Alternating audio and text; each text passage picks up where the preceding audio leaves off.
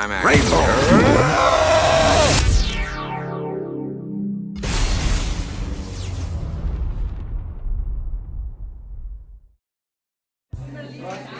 Okay. I've got a couple Normie original jokes for this one. Wait, Knuckles? You mean The Wade Show? Wait, Knuckles? I thought I was watching Kangaroo Jack. Because he's barely in it. Hold on, Echidna? I hardly know none.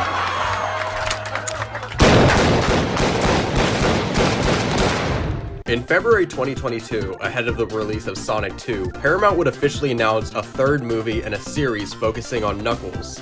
Not only did this show how confident they were in the series as a movie franchise, but it paves the way for more exposition into the movie's own lore. Mind you, this is 2 months before Sonic 2 even came out, so it was unclear how deep the movie would go into Knuckles' own backstory. In my opinion, the movie handled this pretty well. Although incredibly brief, it was great to see Sonic sympathize with Knuckles instead of just spouting, "Okay, but what if a guy had 2 dicks?" For a while, release info on the series would be in limbo. Like, yep, that's definitely a show that's coming out, but it wouldn't be until April 2023 that we'd get our first major update, because I can only assume the success of the Mario movie scared the fuck out of them. Not only was it officially announced that the show had begun filming, but we also got casting announcements and an official synopsis. The synopsis reads, "The show will set Knuckles on an action-packed path of self-discovery as he agrees to train Wade as his protege." Right.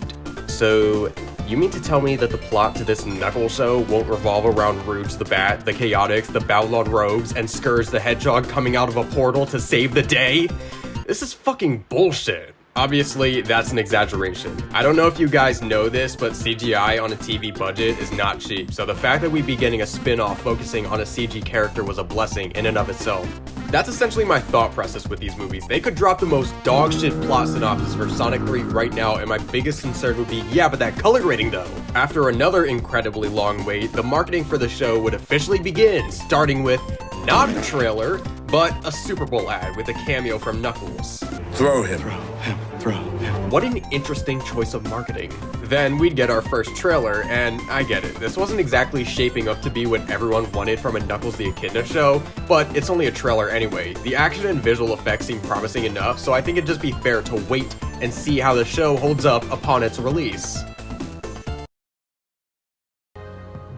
You did it, Wade Whipple! You won! Buddy, we did it.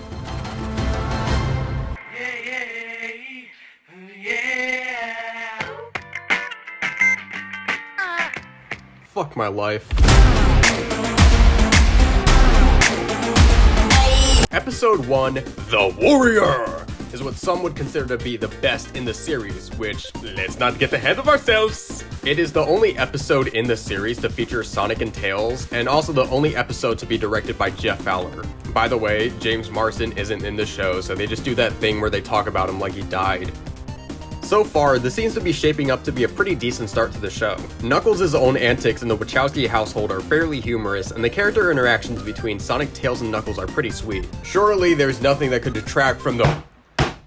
No! I want to believe that the initial outline for this series was some insane globetrotting adventure focusing on Knuckles trying to reconcile with the Mobians, but once the projected budget came in, the team had to scramble to come up with a more cost-efficient synopsis, and they were like, is Adam Pally free this weekend? When it first came out that bowling would have such a huge role in this show, I initially thought, okay, that's kind of funny. But once it actually happened in the show, all I could think was just, this fucking sucks. And I won't lie, Wade has a ton of funny bits in the show, and it just so happens none of them have to do with bowling. It wasn't funny in the first episode, so it definitely wasn't funny when it dragged on for 5 more episodes. It's just like the people in the writer's room were laughing their asses off at the LOL random XD quirks this guy could have. Hey, so, you know how most people play basketball or football? Well, hear me out. This guy plays bowling. Isn't that so random? This episode also introduces our villains, Jesse and James. They seek the assistance of another villain, the Buyer, and the marketing really plays this guy up, so surely he has to be the primary villain who we're gonna see in every episode, right? No. This is especially abundant as the episodes progress, but this guy really is just a lame stand-in for Robotnik. In the first episode, he just builds these weapons for the two gun agents and goes, "I'm a crazy motherfucker! I work for Robotnik and I don't want my ass after I take a shit!" He quite literally has no significance until the last two episodes and has very minimal motive outside of being dumped by Robotnik. Overall, not an awful start to the show, it's just the bowling shit just sucks. I'm sorry to the one writer who thought that was funny, but it just sucks. The episode ends on an action scene, which is absolutely one of the better things the show has going for it. Considering how much of the Sonic movie action sequences are just Sonic going up against machinery or fighting Knuckles and going like, "Ugh, ugh, ugh," it's really dope to see Knuckles beat the shit out of real-ass people.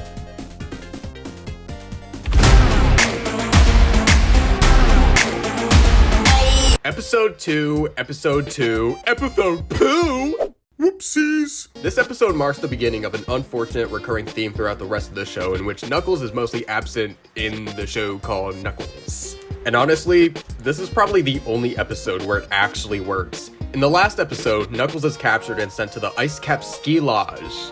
I get it. And now it's up to Wade to save the day. This episode opens on and is named after a Bad Boys reference, so you know it's gonna be good. Aw yeah, I can't wait to see how Wade is gonna get himself out of this. Okay, regardless of the actual quality of your movie and / or TV show, just stop using "I need a hero" in everything. Bro, what are you doing? That's a good song. It's a good song, obviously, but every time it gets used in something nowadays, people will point to Shrek 2 and say it peaked there, which, sure, but even recent movies like Bullet Train or Tetris can prove that if you're gonna use it, then at least do something interesting instead of just, "Hey, I know this song."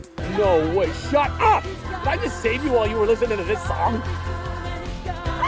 It was especially egregious in the Mario movie because for that scene they initially composed an original score that combined the Super Mario theme with the movie's own motif, only to say fuck it and replace it with a re-recorded version of Holding Out for a Hero. Stupid. Despite all of that, this sequence and the scene that follows are actually fucking hysterical. Who would have thought this show could actually be funny when they're not forcing late epic bowling plot? I really don't have much else to say about this episode, which would normally be a bad thing, but I honestly really enjoyed this one.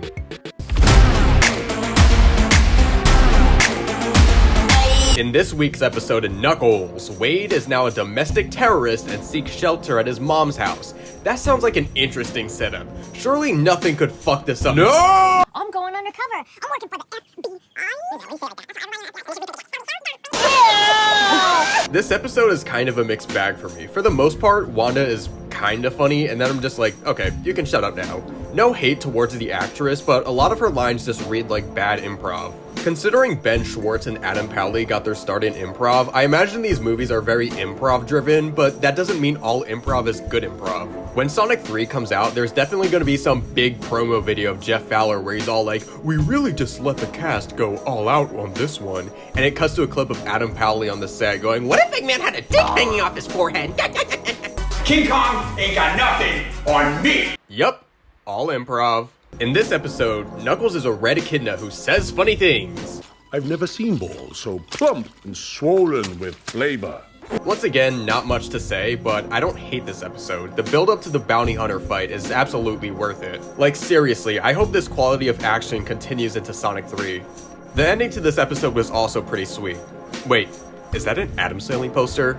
Never mind, it's the best episode ever. They had sex. One last thing I'm gonna land on is the whole lore regarding Wade and his mom. Besides the fact that she very obviously wants to fuck Knuckles in this episode, in Sonic 2, it is seemingly implied that Wade still lives with his mom, or is at least in frequent contact with her. Mom, everything is old. Going off of some lines in the first episode, I imagine this show takes place just days after Sonic 2. However, Wade's mom has not seen him in 2 years. Jeez, someone wasn't paying attention to their random Sonic 2 one-liners. Maybe the next episode won't be so bad. Ooh, I take back what I said about the last episode being a mixed bag, because I really do not know how to feel about this episode. Ahead of the show's release, many early reviews claimed this was the worst of the series, but I wanted to keep an open mind. If Double Toasted says it's not that bad, surely it can't be so horrible.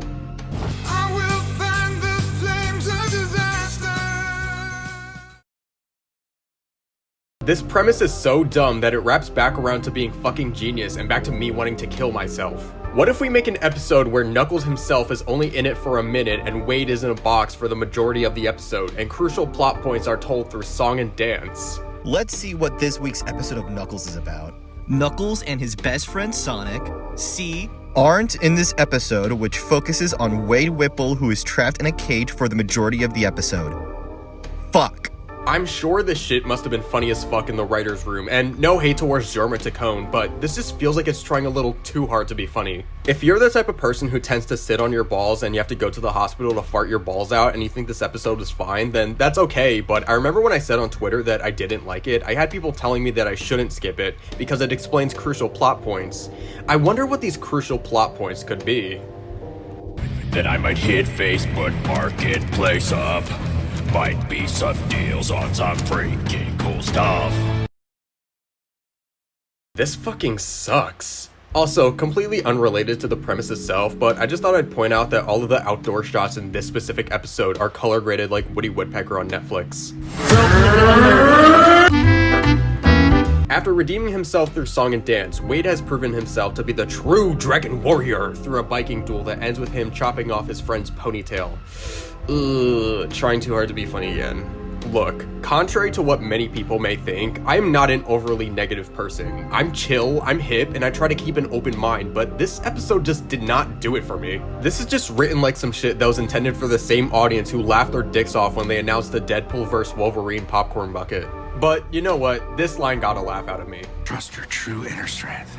You're gonna die, idiot! That's not cool, you don't know! But then they go and jack this bit from Kung Fu Panda 2.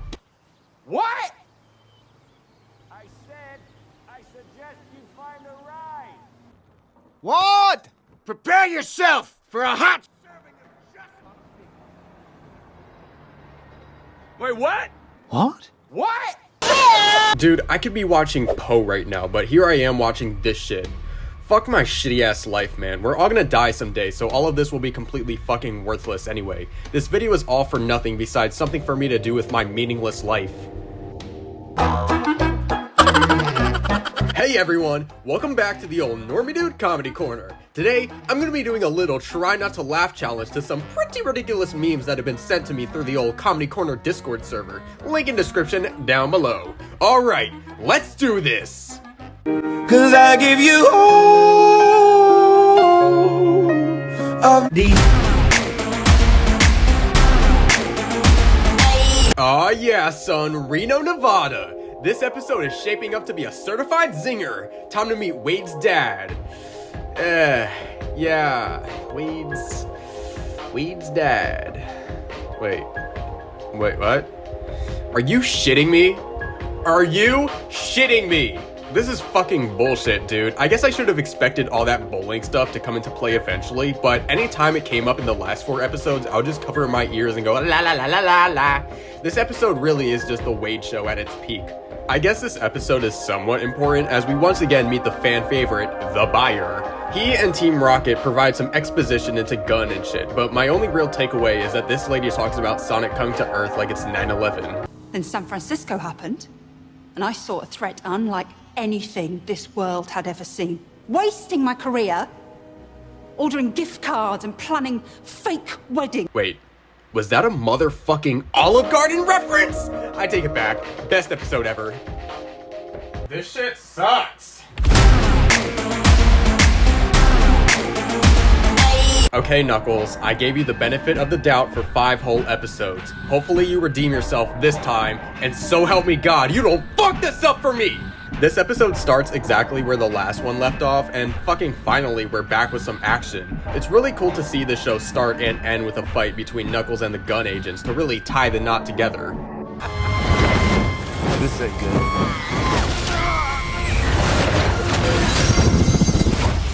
Wait, what the fuck? So, are they just dead? This whole ring sequence was a really cool bit, but it's also really funny how it is absolutely not elaborated upon, so I can only assume they fucking died. He's fucking dead. After this victorious defeat, we're definitely gonna see some action between Knuckles and the Buyer. Am I right? Show me what you got, Knuckles! What the fuck? No! This episode likes to do this really cool thing where it'll show me exactly what I want from this show and cut to the thing nobody gives a fuck about. You see, here's the thing, a lot of people are watching this show called Knuckles that should be about Knuckles, so when this comes up, it begs the question, what the fuck is the point of all of this? Like, actually, tell me what fucking purpose this entire plot point is supposed to serve. I try not to get my expectations too high for these things, but they had one opportunity to give us some more exposition into the Knuckles backstory, and by extension, the Echidna tribe lore, but they completely fucked that up. Fuck this show and my stupid fucking life, dude. Finally, the buyer is here, baby. This is what we've all been waiting. No, fuck!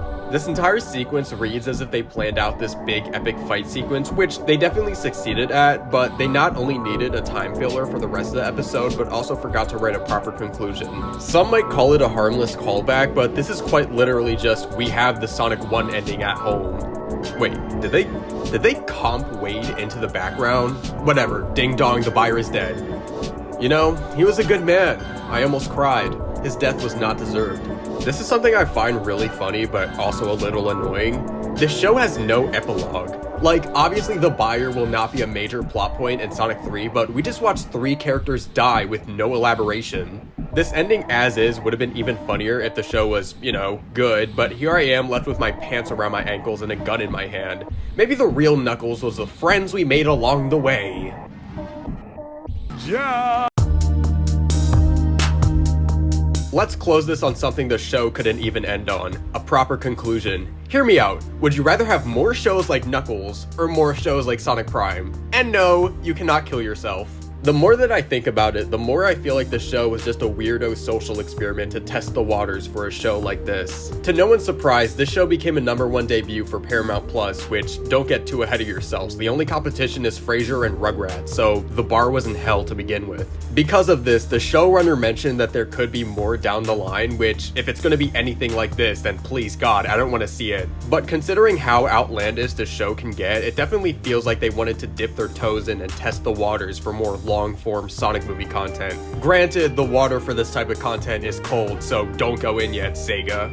Honestly, this show could have benefited from what they did to Moana 2, where it started out as a show and became a movie down the line. This could easily benefit from a fan cut that just cuts it all to be one continuous story with all the bowling shit cut out. Then I probably wouldn't be so disappointed with it. Considering how adamant Paramount is about this Sonic cinematic universe, I think I just threw up in my mouth. I gotta say, I'm not excited for the Shadow miniseries where he's in a septic tank for half the series while his best gun agent buddy Gerard Butler is looking for redemption on the Space Art colony through interpretive dance. Now that this show's been out and everyone's made their wacky jokes about the Wade show, I think we can safely close this chapter and just look forward to the 3rd movie. Wait. That's the wrong clip. We can all look forward to the 3rd movie. I will catch you guys later when I jump.